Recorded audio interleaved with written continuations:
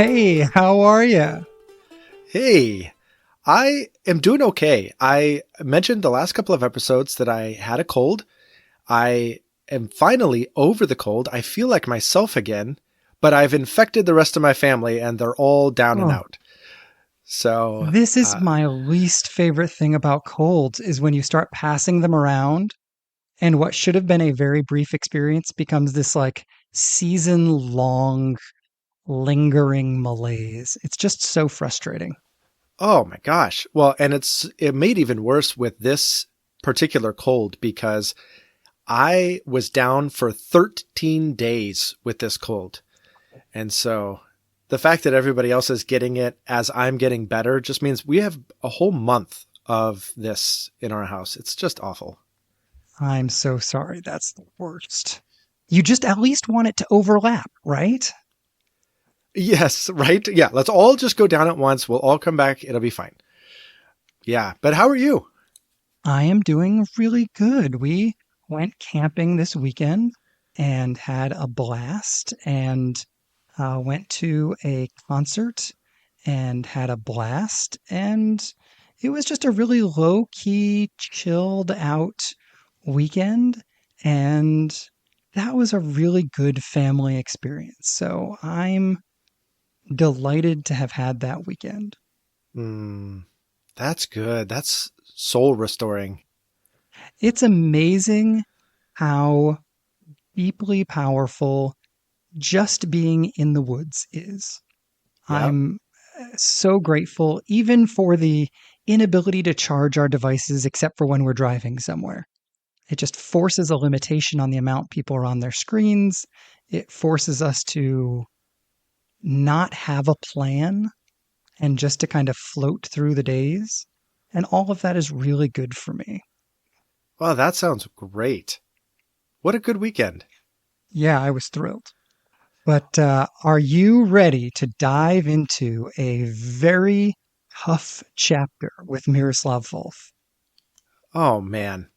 I sure hope so. I'm actually, in some ways, looking forward to this conversation, in some ways, dreading it, both for the same reason. This was so hard. Just to give the listeners some insight into how this prep is going for us, we're each individually listening to the audiobook and saving clips as we go along, like, oh, that's important, that's important, that's important. And then I'm going back, I think you're doing a very similar thing, and taking all those clips and then translating them into highlights or underlines in the actual physical book. And then I'm taking those underlines and physically writing out an outline beyond that to capture all my notes and my thoughts and organize them. And so it's hours of prep, and I still don't know if I've got a full handle on this chapter. No, absolutely. And I say this particularly for our friends who are reading this with us. I feel like Miroslav Volf has the ability to let you get something out of every chapter, regardless of how deeply into the material you're going. So if you're just sort of skimming it once, if you're the person who's listening to this on 1.15 speed on Audible, that's totally okay. And you're going to get something out of it. If you're the person who wants to like listen to it twice and outline and all of that, you're going to get something else out of it. And so I love the fact that Volf can be read on a series of different levels, but I agree with you. I think the more I dig into each chapter and the deeper the level that I'm interested in going, the more I realize Volf has some deep and incredibly profound things to say, but his structuring of the chapter really takes some effort for me to follow. Hmm. And I think that's one of the big challenges for me is he's trying to articulate some very intentional, careful thoughts. And he's weaving some philosophical thoughts with some Bible thoughts into one thing, wrestling with a host of very complex and intelligent thinkers and trying to do all of that in order to get us all somewhere. And that is just a heady, heady journey. Yes.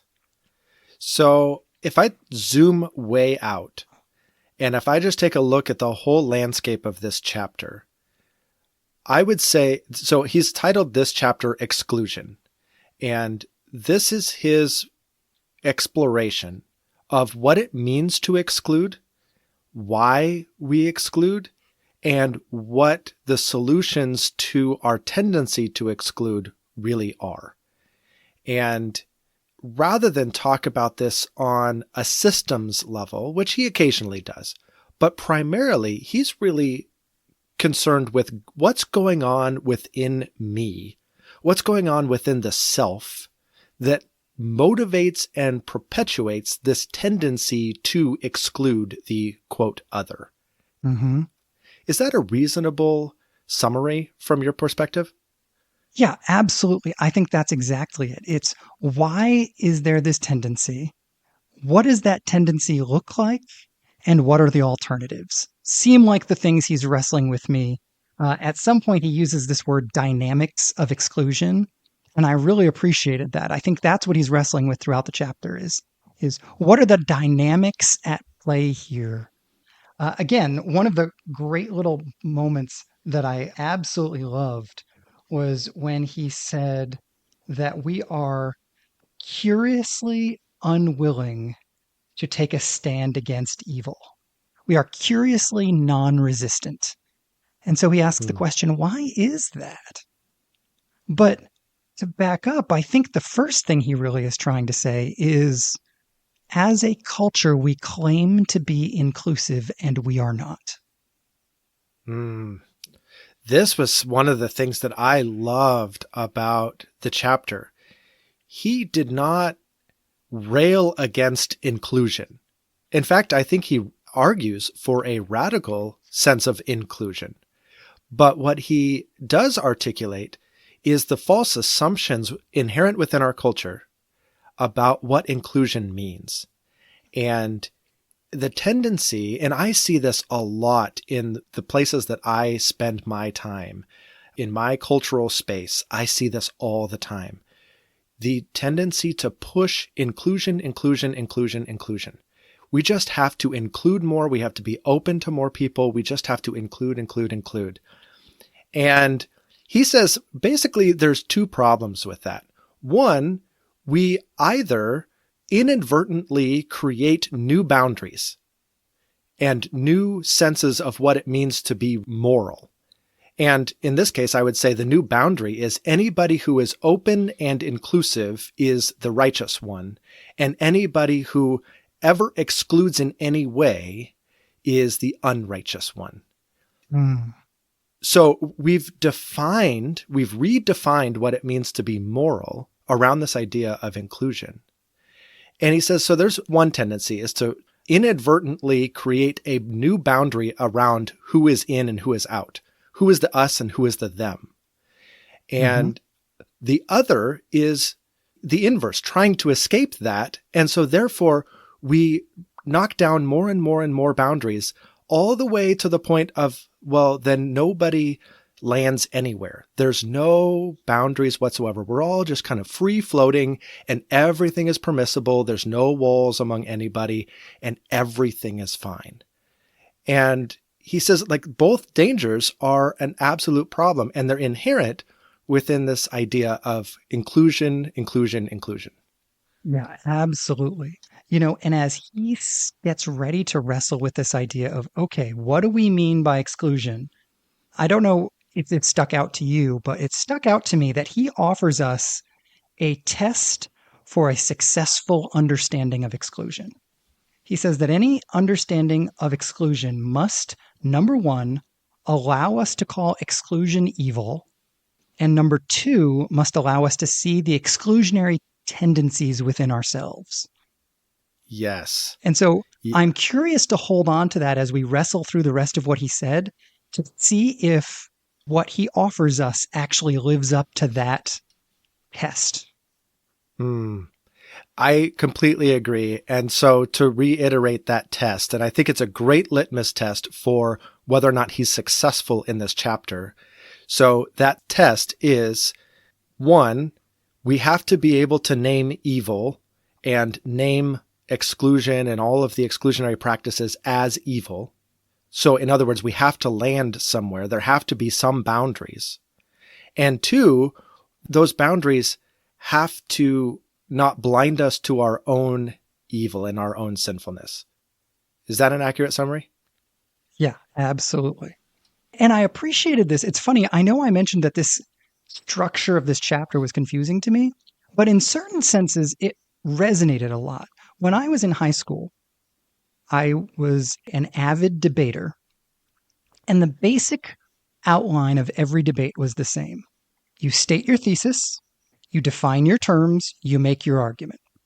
And I feel like that's the thesis. And then he goes into this, what feels to me like a good solid quarter of the chapter, in which he wants to define some terms that could all very easily get lumped into the exclusion bucket. And he wants to differentiate them. And one of which was differentiation, wasn't it? Yes, it was. That's what I was going to key into. I was like, oh, that's a perfect segue. You're looking for a Segi Award now. Ooh. I can hear the music behind me as I receive my Segi Award. But yeah. So what did you think of this terms segment that he did? Yeah, I really enjoyed it. You know, this idea of differentiation, I mean, this is really powerful in terms of psychology and counseling and stuff too. Each person needs to be their own individual person. That is an absolute must. We have to have an identity. We have to have an idea of what it means to be who we are.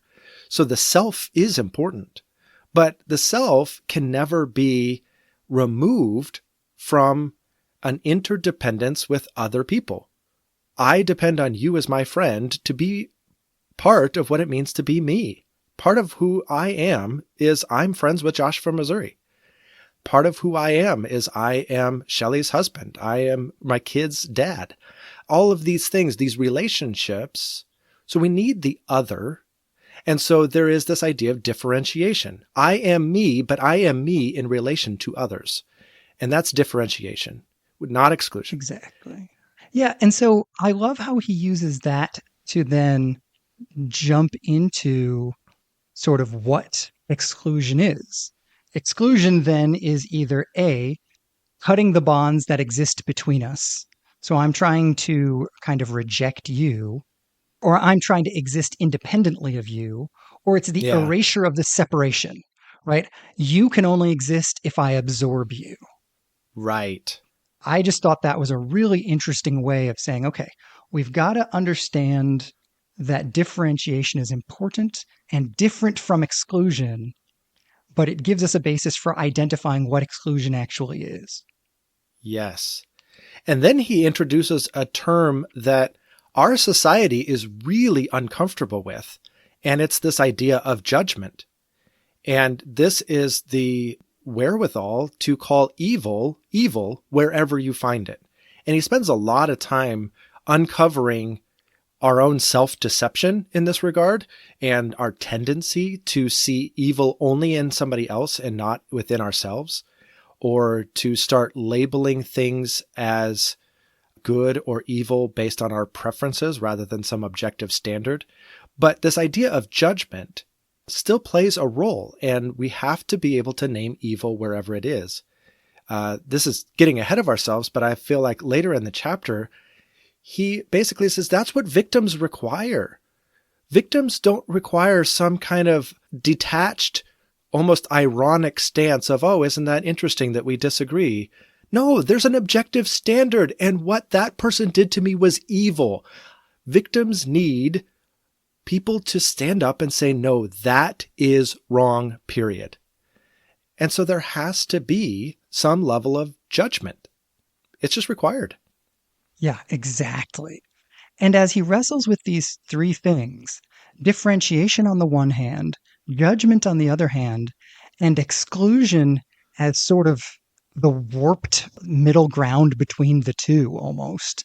I love the fact that he goes from there to then asking, okay, with all of that in mind, if that's how we relate sort of outside of ourselves, he then turns inward and says, okay, but how do I relate to myself? And he raises this idea of the centered self. And I was really curious as you were reading what you thought about that idea. I loved this idea because he did some really important things in this section, and it's so central to who we are as Christians. And I feel like if we get nothing else right, we have to get this right, because our center, our very core of our identity as Christians is Christ.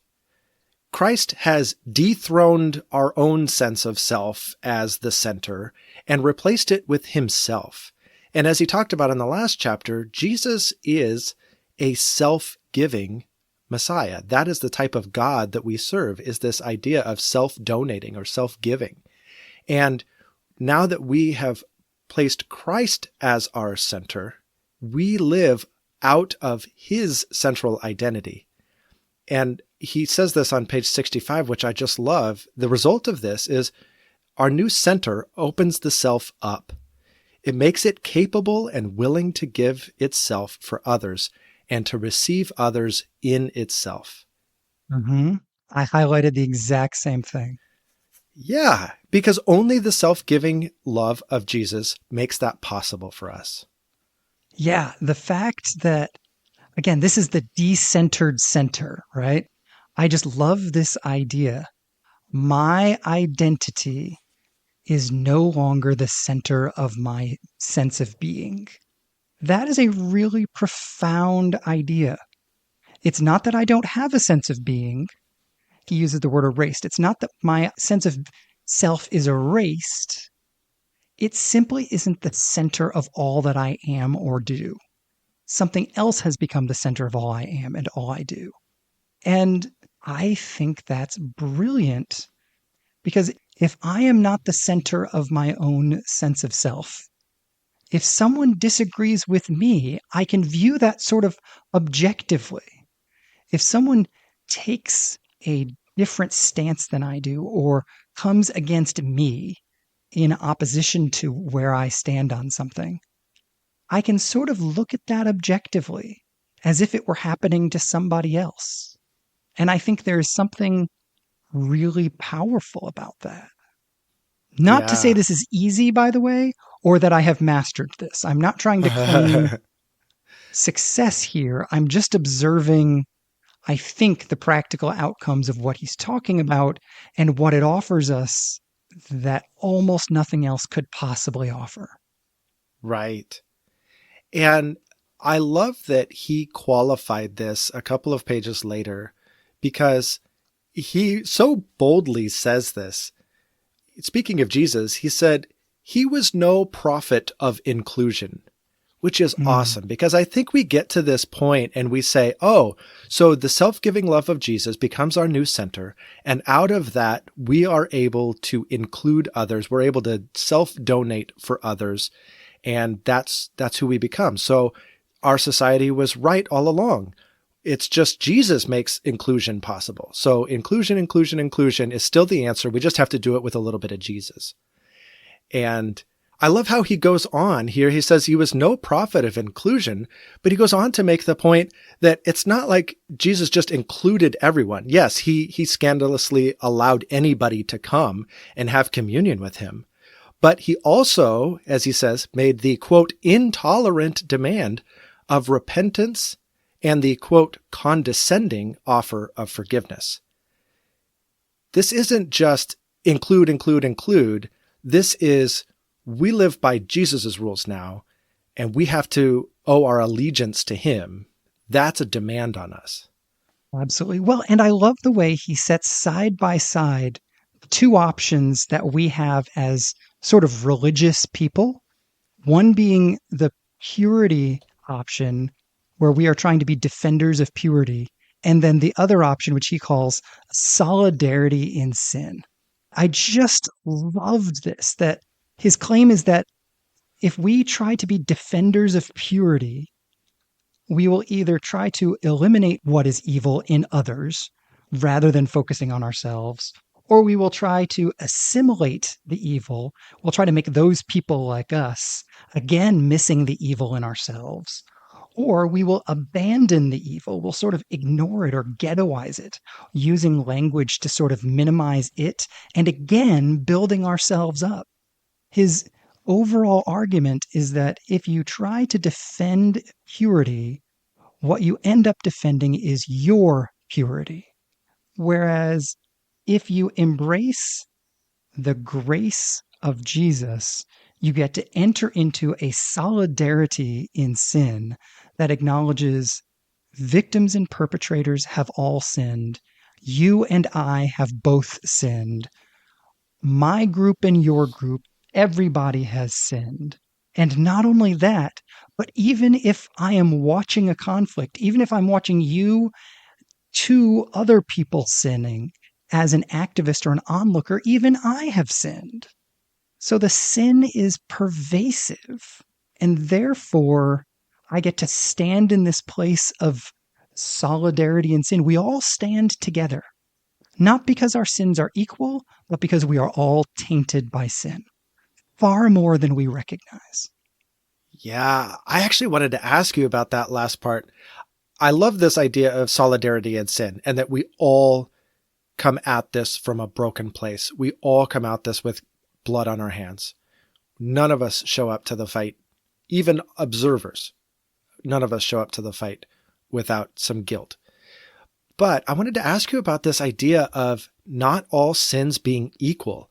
I have heard sermon after sermon after sermon that says a sin is a sin is a sin. It's all evil. It's all sinful. God doesn't rank sins. But Volf very unapologetically says, no. Sin might be sin, but we can't ever pretend that sins are equal. What was your thought on that? Now, I really appreciated this. I wish he had argued for it more, but I absolutely appreciate this. First of all, because I think that equal is a silly concept here. We're trying to compare things that aren't comparable as if all sin is sort of like if there's like a radon reader that the meter on it kind of starts at 0 and goes up to 100. And if you get close to the right, it might hit 15 in one spot and 35 in another spot and 65 in another spot, as if fundamentally what we're talking about when we talk about sin is how much of it is present. I think what's far more important to ask is how much has the original thing that was here been corrupted by the sin that is present? And so you're not comparing one sin to another as if I were supposed to compare the damage done to this painting compared to the damage done to that sculpture. I'm comparing the damage done to this painting with the original painting, because that's what sin is. It's a corruption. The painting and the sculpture helped a lot in helping me understand what you were saying. I think what you're saying is if you take the original pristine image of what the thing should have been, the way we measure sin or the violation of that painting is how altered is it from the original based on our actions. Yes, as opposed to how altered is it compared to this other thing that is also altered. So if I'm looking at like adultery, I need to compare it to healthy, fulfilling, transformative, monogamous marriage, not lying. And if I'm looking at lying, I need to compare it to the power of the truth spoken in love and gentleness and kindness. I don't need to compare it to whether or not it's the same or different level of corruption compared to murdering somebody. That doesn't make any sense. Yeah, I'll tell you, I appreciate what you're saying. You have to just take the individual thing and evaluate it on its own terms. Mm-hmm. The real world example that comes to mind for me is working at 911. I was just talking about this with somebody the other day. This is like, not a great moment of mine, but, there's some times you hang up a 911 call and you go, dude, I know you're reporting an assault, but I gotta say, if I were there, I'd have done the same thing to you. Like, I don't want to blame the victim. That's not what I mean.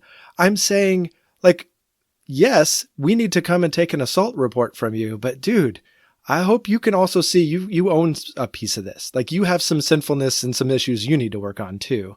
Absolutely. And it's really Yes. easy to see when you have two third parties, right? You look Mhm. at, okay, you shouldn't have assaulted him and you shouldn't have done all the things that led up to the assault. Okay, great. We understand that. But when we have to like turn the mirror inward and evaluate our own stuff that we're often blind to, that I think is what Volf is really trying to hammer home in this chapter. Mhm. Yeah, this is where I think he gets into some of the systemic comments about the world in which we live that I found to be honestly the most heavy stuff in the chapter. At one point, when he's talking about the systemic reality of sin, he says, there is a background cacophony of evil that permeates our institutions, our communities, our nations, even whole epochs. And our very selves have been shaped by the climate of evil in which we live. Evil has insinuated itself into our very souls and rules over us from the very citadel erected to guard us against it. That is Yes. heavy and honestly a little scary. I found that whole section to be scary as well, especially when we start naming all of those forces and those so-called Hmm. guardians of our society that play a role in this. He puts quotations around every single one of these titles, but he calls certain groups historians that go back and tell us a beautiful picture of what used to be and what we're clearly losing out on now.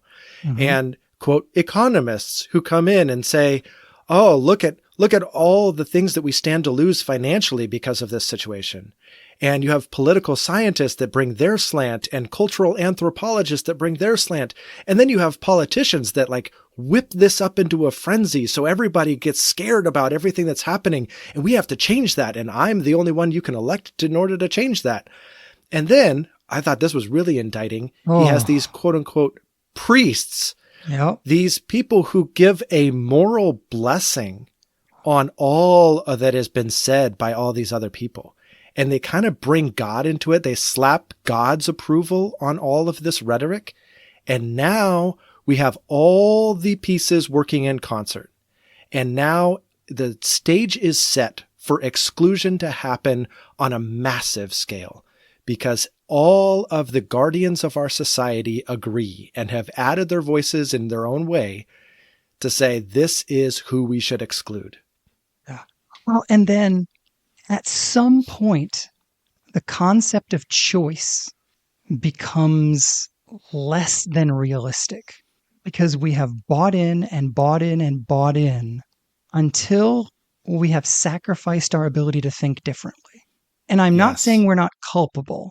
I'm just saying we're stuck in that we are stuck because we have participated in systems that blind us. And so we are more culpable than we realize, more sinful than we realize, more sinful than we could possibly realize. Therefore, again, coming back to this earlier idea, desperately needing to stand in the place of solidarity in sin and take the grace approach rather than the purity approach. Because if we take the purity approach, we don't have a leg to stand on. Yeah. And this is where I wanted him to draw his conclusion more starkly. But I believe his solution is Jesus. All right. Not to be too Sunday school answer about it. But I believe his solution is, as we said before, making Jesus the center of our identity and allowing his truth to set the stage for how we operate in the world, both how we view ourselves and how we view the quote other and how we make space for the other. So I think his attempt to resolve this in a way that fits his own standard.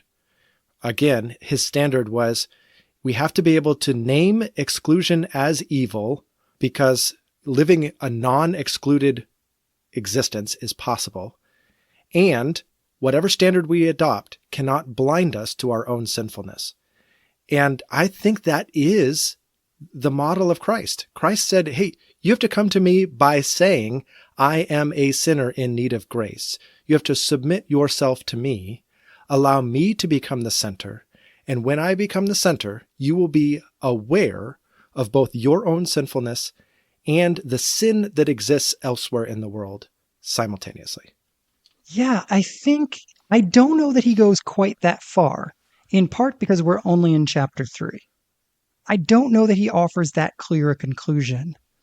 No, I don't think so either. I'm trying to read between the lines of what is there to say I think that's his conclusion.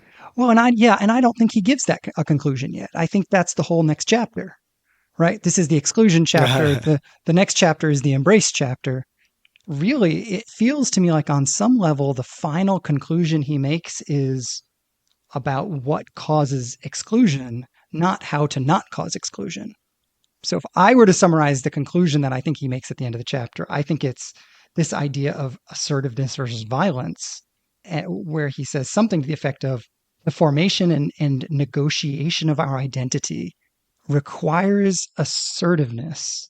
That is to say, we have to draw our own boundaries as we seek to clarify our own identity. But the moment we transgress other people's boundaries in order to establish our own identity, that's where we go from the idea of assertiveness to the idea of violence. And violence is always exclusionary. And then I feel like he drops it in the chapter. That's it.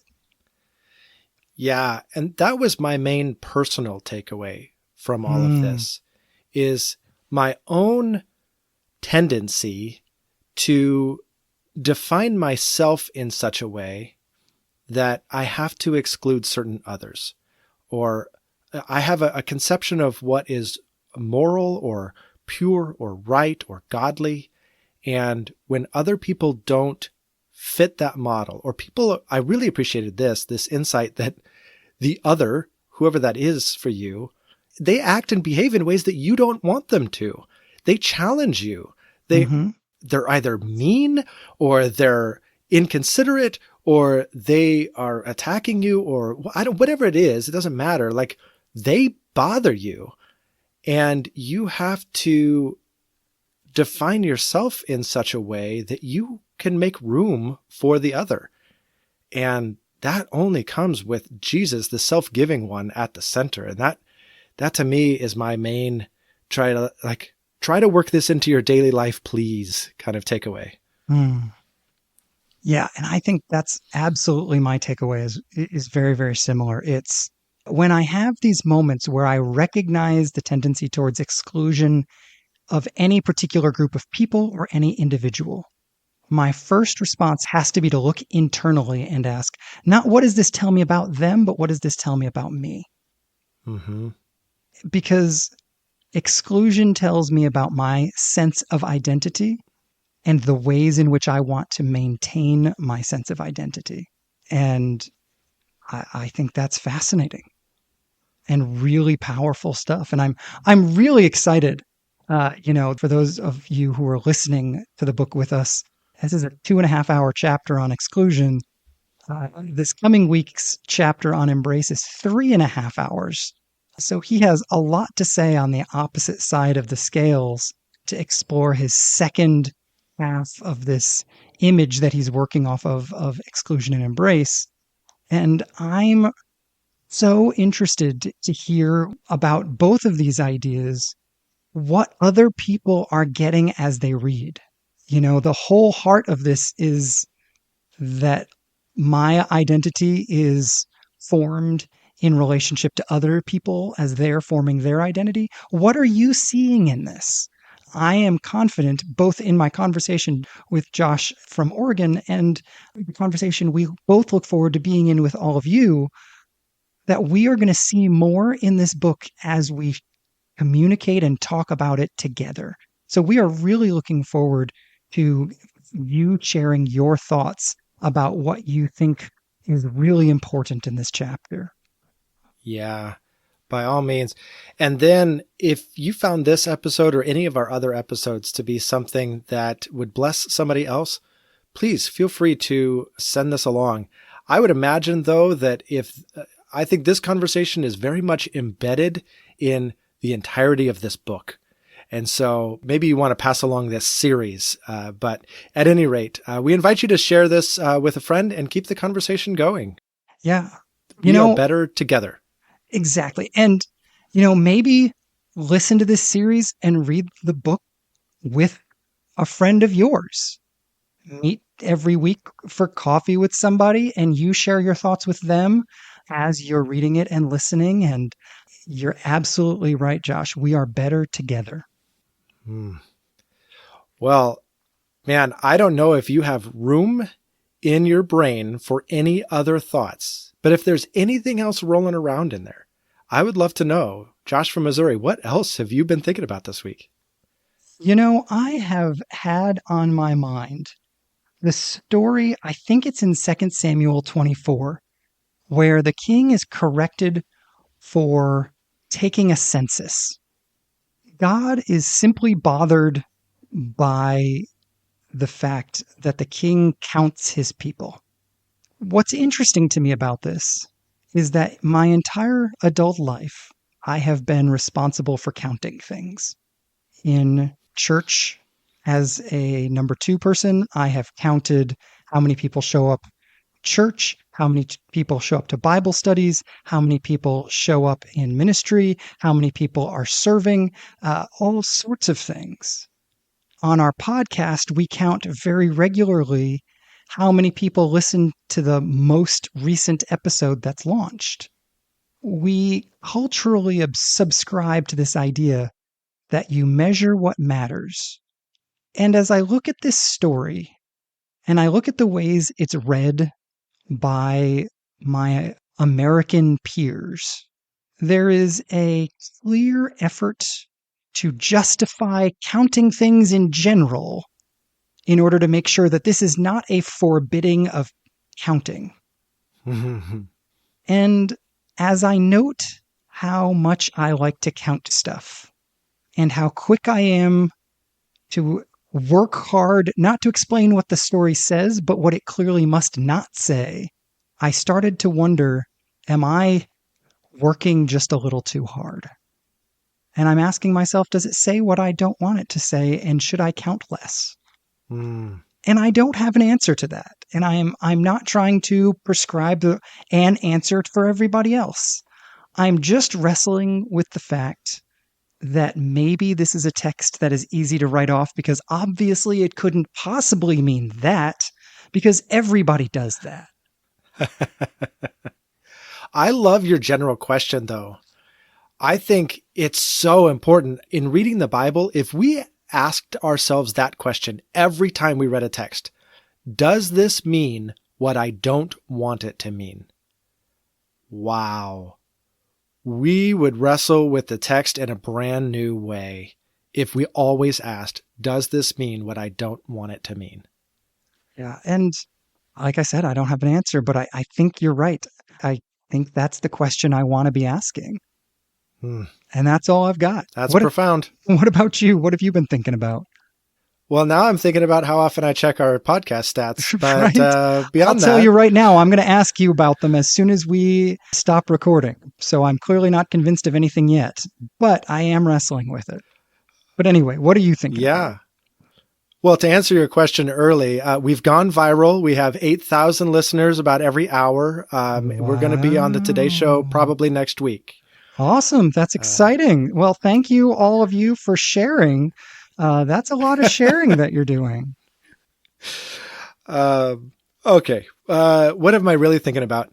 So I'm reading a book by Sandra Richter, who's an Old Testament scholar that you and I both really love. Mm-hmm. And I picked up her book, Epic of Eden. Have you read this? Ooh, I haven't. It is on my list of eventual reads, but I haven't read it yet. All right. I knew nothing about it other than it was Sandra Richter. And I was like, okay, done. I will listen to this. I will say for every listener out there, this is a wonderful book. It's accessible to literally everybody. She takes the Old Testament story and she just acknowledges straight out of the gate. A lot of Christians don't understand the Old Testament. We don't spend a lot of time reading it. We know a few key Bible stories from the Old Testament, and that's kind of it. We're lost in a world of dates and geography and names and people and events that we really don't grasp. And she just acknowledges that straight out of the gate and just says, let me help put us together. Let's just take it piece by piece. I absolutely think we can all understand this. It's really not that hard in the end. Let me just walk you through it. And man, does she just do a great job of laying out all the things. Like, I don't even want to list the things because it sounds overwhelming to the listener. It's not overwhelming at all. She does such a great job. But by the end of it, you understand geography, you understand history, you understand key names, you understand key dates, you understand the theology of the Old Testament, what it was speaking to. You understand things like covenant, and you understand things like grace and judgment and all of these things. I'm just in awe of taking some really high level, good theology stuff and putting it at the everyday. A high schooler could pick this up and totally dig this book. It's really, really good. I just love what she's doing. For anybody who has an Audible subscription, this is one of the books that is free on Audible if you're a subscriber. Yes, and that's how I'm listening to it. That's awesome. I love her, and this book has been on my must-read list for quite a while, but I haven't gotten there. So I'm excited to know that it is worth the wait. It is. For you with your seminary training and education, a lot of this is going to be review. There's a few things I've picked up that I'm like, oh, I actually didn't know that. But the writing is beautiful. The way she communicates deep theology and history and geography in ways that are just accessible. I'm learning from her style as much as I'm learning from her content. Absolutely. Well, and this is when I have listened to her. First of all, her content has been phenomenal. But second of all, her ability, as you've said already in this conversation, her ability to communicate complicated things in engaging ways. I absolutely work on learning from her style as well as her content, because she is not just a first-rate scholar, but a first-rate communicator as well. And you don't get both of those every time. No, for sure. Well, from the heights of scholarship to the depths of, what do you say? Banality? Is that how you usually say banality? This? Yeah, maybe. That sounds like something I would say. Triviality, unimportantness. Banality is certainly all of those things. But at least we're in keeping with this season today as we launch into today's Which Josh question. Today's Which Josh question is, which Josh hates candy corn? Oh, that's so me. I detest candy corn. Oh, there was a meme that went around a while back. I just love 3 steps to eating candy corn. 1, open the package. 2, dump the contents into the trash. 3, eat a Reese's. And I'm like, yes, that's exactly it. So yes, I hate candy corn, but my kids love to pester me with that. And they try, like every Halloween, it's like a contest to see who can distract dad with his mouth open for just 3 seconds. And I can shove a candy corn in his mouth.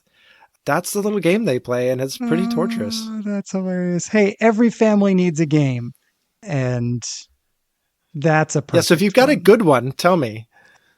Or more likely, tell his kids so they'll stop doing that. Right. But, oh man. Well, are we on for next week? You know, as long as I can get through the chapter, yes. Yeah, absolutely. Man, this has been heady. Perfect.